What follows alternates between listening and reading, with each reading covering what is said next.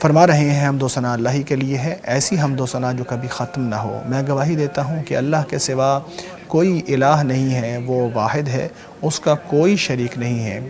ایسی گواہی جو وہ شخص دے جو اللہ کے لیے خضوع کرتا ہے، اللہ کے لیے جھکتا ہے اور اللہ کی عبادت کرتا ہے۔ میں یہ بھی گواہی دیتا ہوں کہ محمد صلی اللہ علیہ وسلم اللہ تبارک و تعالیٰ کے نبی امجد ہیں۔ اے اللہ رحمت برکت و سلامتی نازل فرما آپ صلی اللہ علیہ وسلم پر، آپ صلی اللہ علیہ وسلم کے صحابہ کرام پر اور تمام عبادت گزاروں پر۔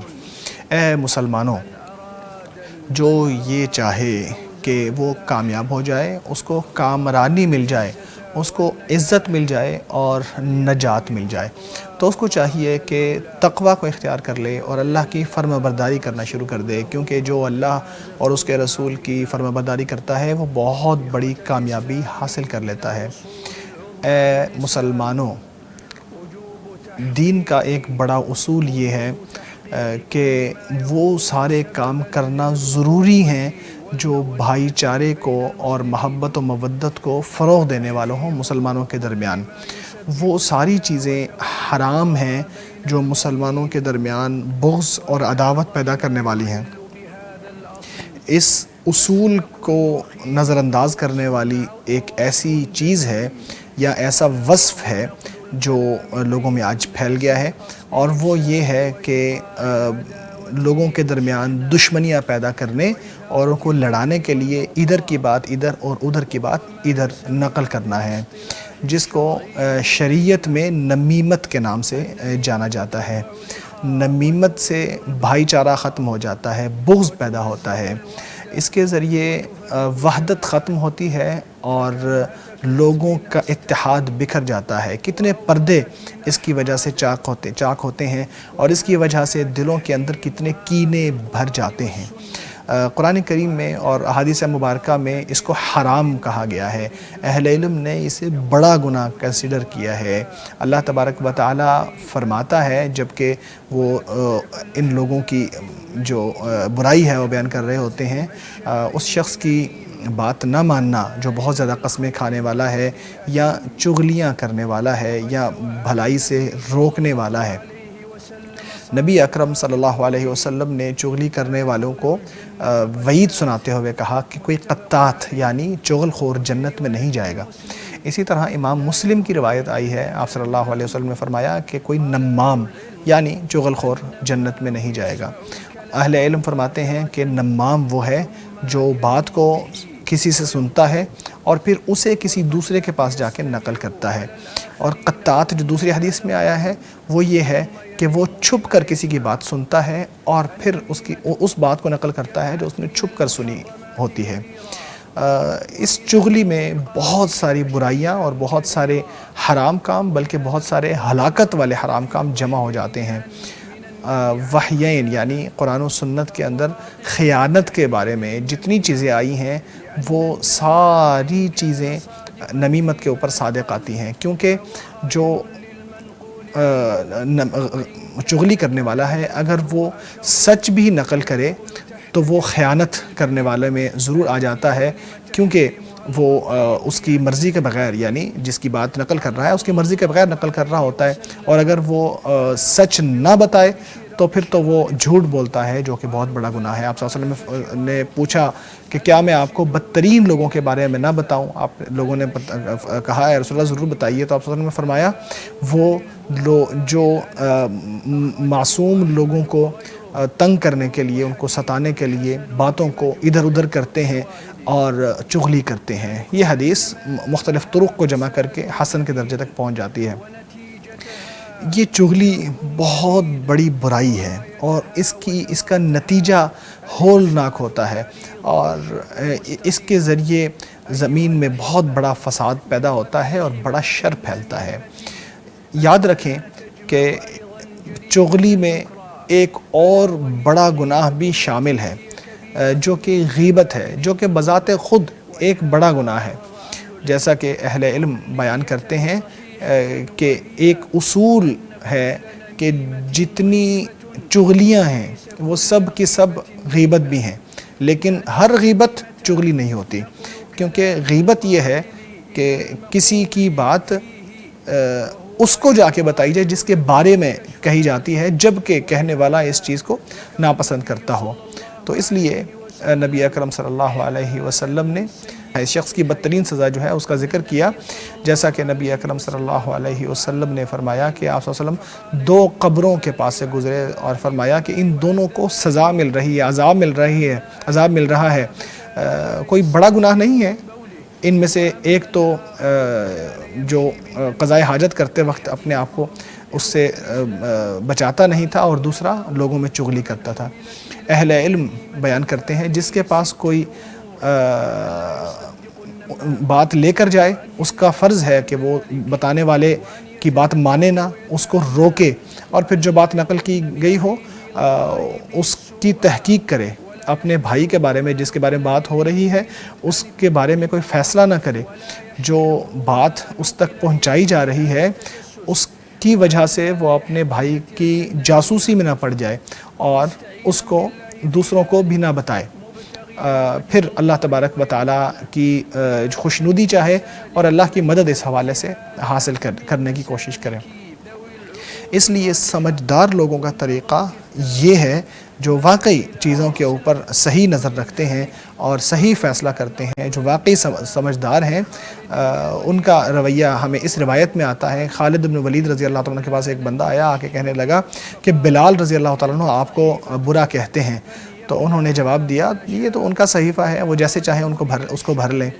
امام شافعی علیہ رحمۃ اللہ کے پاس ایک شخص آیا، آ کے ان کو کہنے لگا فلاں تو آپ کی برائی کرتا ہے۔ تو انہوں نے کہا اگر تم سچ کہہ رہے ہو تو تم چغل خور ہو، اور اگر جھوٹ کہہ رہے ہو تم فاسق ہو، تو تم اس بات کو چھوڑو اور چلے جاؤ یہاں سے۔ ابن المنبہ کے پاس بھی ایک شخص آیا، آ کے کہنے لگا کہ فلاں شخص نے آپ کو گالی دی ہے۔ انہوں نے کہا کیا شیطان کو تمہارے علاوہ کوئی اور ایلچی نہیں ملا؟ کسی اور شخص نے کسی کے بارے میں بتایا کہ فلاں نے یہ کہا کہ آپ کے بارے میں فلاں یہ کہتا ہے، تو اس نے کہا کہ دیکھیں اس نے ایک تیر پھینکا جو مجھے آ کے لگا نہیں، تم نے اس تیر کو لا کے میرے دل میں مار دیا، تم نے ایسا کیوں کیا؟ تو اللہ کے بندو، ہر برے اخلاق سے بچنے کی کوشش کرو اور ایسے کام کرنے کی کوشش کرو جو دنیا و آخرت میں آپ کے لیے فائدہ مند ہو، مفید ہو۔ اللہ کرے دنیا اور آخرت میں آپ کو کامیابیاں ملیں۔ اے اللہ ہمیں بخش دے، تو غفور و رحیم ہے۔ اے اللہ ہمیں برکت دے ان باتوں میں جو ہم نے بیان کی ہیں یا ہم نے سنی ہیں یا جو ہمیں معلوم ہے۔ اللہ ہم تجھ سے توفیق اور درست راستے پر چلنے کا سوال کرتے ہیں۔ فرما رہے ہیں حمد و ثنا اللہ ہی کے لیے ہے، وہ جلالت اور اکرام والا ہے۔ میں گواہی دیتا ہوں کہ اللہ وحدہ لا شریک ہے، وہ عزیز ہے، وہ علم رکھنے والا ہے۔ میں یہ بھی گواہی دیتا ہوں کہ محمد صلی اللہ علیہ وسلم اللہ کے بندے ہیں اور رسول ہیں، اللہ تبارک و تعالیٰ کی بندگی کرنے والوں میں سب سے آگے ہیں۔ اے اللہ رحمتیں، برکتیں اور سلامتیاں نازل فرما آپ صلی اللہ علیہ وسلم پر، آپ صلی اللہ علیہ وسلم کے صحابہ کرام پر، آپ صلی اللہ علیہ وسلم کے گھر والوں پر۔ اے مسلمانوں، جو اپنی زبان کو محفوظ رکھتا ہے وہ بچ جاتا ہے اور محفوظ رہتا ہے، جو نیکی میں اس کو لگاتا ہے وہ کامیاب ہو جاتا ہے، بلندیاں پاتا ہے۔ اللہ تبارک و تعالیٰ فرماتا ہے انسان جو بھی زبان سے نکالتا ہے اس کے پاس رقیب و عتید موجود ہوتے ہیں۔ اسی طرح نبی اکرم صلی اللہ علیہ وسلم کا فرمان بھی ہے جو اللہ اور یوم آخرت پر ایمان رکھتا ہو اس کو چاہیے کہ وہ اچھی بات کرے یا پھر خاموش رہے۔ یہ حدیث متفق علیہ ہے۔ پھر یاد رکھیے کہ ہمیں کثرت سے سیدنا محمد صلی اللہ علیہ وسلم پر درود و سلام بھیجنا چاہیے۔ اے اللہ آپ صلی اللہ علیہ وسلم پر رحمت اور برکت نازل فرما، ہر وقت اور ہر لمحے میں آپ پر رحمت نازل فرما۔ خلفائے راشدین سے راضی ہو جا، اہل بیت سے، تمام صحابہ کرام سے اللہ راضی ہو جا۔ اے اللہ ہم پر رحم فرما، تمام مسلمانوں پر رحم فرما، شفقت فرما۔ اے اللہ ہم سے راضی ہو جا اور ہمیں راضی کر دے۔ تو ہی مہربان ہے، تو ہی علم رکھنے والا ہے۔ اے اللہ تو ہی زندہ و جاوید ہے۔ اے اللہ اپنا فضل فرما کر ہمیں اپنے عظیم کرم کے ذریعے اپنی مہربانی فرما کر خادم حرمین شریفین کو اور اس کے ولی عہد کو ان کاموں کی توفیق عطا فرما جن سے تو خوش اور راضی ہوتا ہے۔ اے اللہ ان کی حفاظت فرما، اے اللہ ان کی نگہبانی فرما، اے اللہ ان کا مددگار بن جا، اے اللہ ان کو توفیق عطا فرمانے والا، ان کو درست راستہ بتانے والا بن جا، اے اللہ تمام مسلمان حکمرانوں کو توفیق عطا فرما ان کاموں کی جو تجھے خوش اور راضی کرتے ہیں، اے اللہ تمام مسلمانوں کے احوال درست کر دے، ہمارے احوال بھی درست کر دے، اے اللہ مسلمانوں کو حق پر جمع فرما دے، اے اللہ ان ہمارے بھائیوں پر رحم فرما، ان کے لیے نرمی فرما جو فلسطین میں ہیں، اے اللہ ان پر اپنی کشادہ رحمت نازل فرما، اے اللہ ان کے بیماروں کو شفا عطا فرما، تمام مسلمان بیماروں کو بھی شفا عطا فرما، اے اللہ تمام مسلمانوں کو ہر طرح کی پریشانیوں سے دور فرما، اے اللہ مسلمانوں کے دشمنوں کو تباہ کر دے، اے اللہ ان کی طاقت کو توڑ دے، اے اللہ اپنے عذاب کو ان کے اوپر نازل فرما دے۔ ہمارا بھروسہ تجھ ہی پر ہے، ہم تیری طرف رجوع کرتے ہیں، ہم تیرے اوپر بھروسہ کرتے ہیں، تیری طرف رجوع کرتے ہیں، تیرے بغیر ہم نہ کوئی کام کر سکتے ہیں، نہ ہمیں کسی حال سے بچنا ہمارے لیے ممکن ہے، تو ہی قوت والا اور علم والا ہے۔ ناظرین یہاں مدنی خطبہ مکمل ہو گیا ہے، ایک چھوٹا سا وقفہ لیں گے، اس کے بعد پھر مکی خطبے کا خلاصہ اور پھر مدنی خطبے کا خلاصہ لے کے حاضر ہوں گے، ہمارے ساتھ رہیے گا۔ السلام علیکم ناظرین، مدینہ منورہ کا میسج جو آج دیا گیا ہے خطبے میں بڑا شاندار ہے۔ آج ہمارے معاشرے کے اندر بہت سارے جھگڑے اور بیماریاں ایسی ہیں کہ جن پر قابو پانا مشکل ہو گیا ہوا ہے اور وہ پھیلتی چلی جا رہی ہیں، جن کی وجہ سے کہہ لیجئے کہ بہت سارے گھر ٹوٹ رہے ہیں، دوستیاں خراب ہو رہی ہیں، بہت سارے جو ہیں جرائم سامنے آ رہے ہیں۔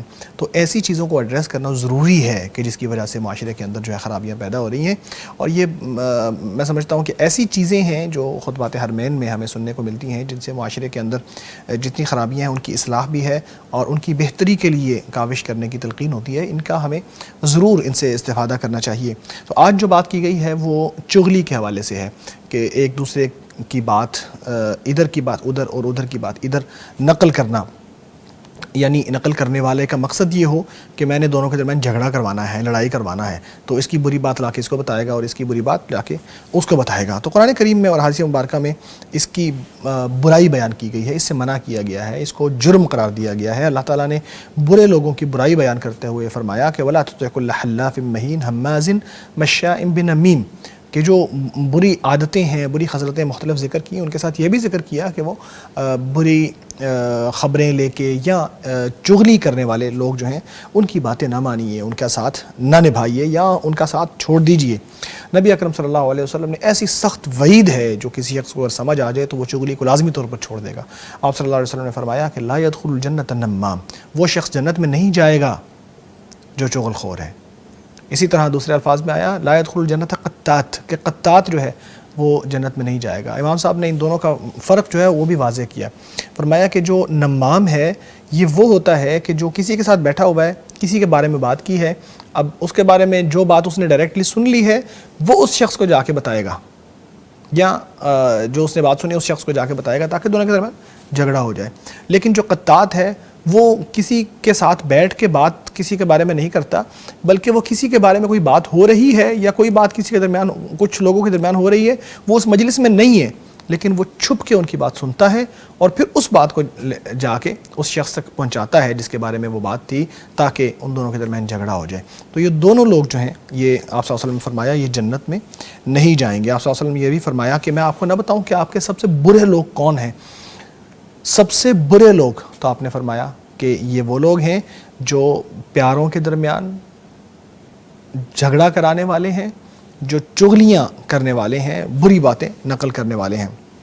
جو چغلی ہے یہ ایسی چیز ہے کہ جو خیانت کے انڈر آتی ہے، یعنی خیانت کے حوالے سے جتنی بھی آیات اور احادیث آئی ہیں وہ ساری احادیث اور ساری آیات جو ہے وہ چغل خور کے اوپر چسپاں کی جا سکتی ہیں۔ کیوں؟ کیونکہ جو بھی چغل خور ہے وہ لازمی طور پر خیانت کرتا ہے۔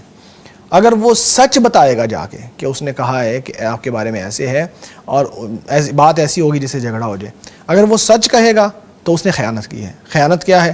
خیانت یہ ہے کہ اس نے اس شخص کی مرضی کے بغیر، یعنی مجلسیں امانت والی ہوتی ہیں نا، اگر آپ کسی کے ساتھ آپ کی بات ہوئی ہے تو آپ اس کی اجازت کے بغیر اس کی بات کو کسی دوسرے تک نہ پہنچائیں، تو اگر پہنچائیں گے تو خیانت ہے۔ تو وہ خیانت کر رہا ہوتا ہے. اور اگر وہ اس کی مطلب جو بات کہی نہیں اس نے جھوٹ بول رہا ہوتا ہے تو وہ تو بہت بڑا گناہ ہے کہ جس کا تذکرہ قرآن کریم میں آیات میں اور حدیث میں آیا ہے. اللہ آپ صلی اللہ علیہ وسلم نے بتایا ہے کہ جو شخص چغل خور ہے اس کو قبر میں عذاب ملتا ہے. ایک مرتبہ 2 قبروں کے پاس سے گزرے آپ صلی اللہ علیہ وسلم نے فرمایا ان دونوں کو سزا دی جا رہی ہے, ان دونوں کو عذاب مل رہا ہے قبر میں.